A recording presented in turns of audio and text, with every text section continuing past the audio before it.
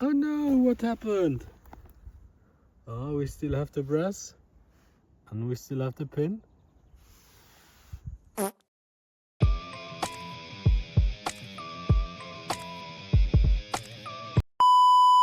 So hello everybody and welcome. I think you remember this little Axial Basecamp. On the last video I had my two companions that are in school right now, so I have to continue the video on my own. So let's check what changes I've made. I have added some brass. Here you see the diff cover is now in brass in front and rear. I added some brass on the wheels covers. The wheels are now all metal. These are Beadlocks. And the tires are some Injora copies from AliExpress. I added some Injora oil-filled shocks. Added a weight on the, I think these are 10 grams on the servo here you see it on top. Then I removed the front bumper. Also removed the rear bumper. There's no need for that, gives a lot more clearance or approach angle. Then I added some rock sliders here. And I had to trim the body that the bigger tires now can pass and work as they should. That's all. So let's check outside if the changes I've made are good or bad. Oh, wait. First we go on the balance. So there. The car weighs now 342 and with the battery 366. Okay, let's go.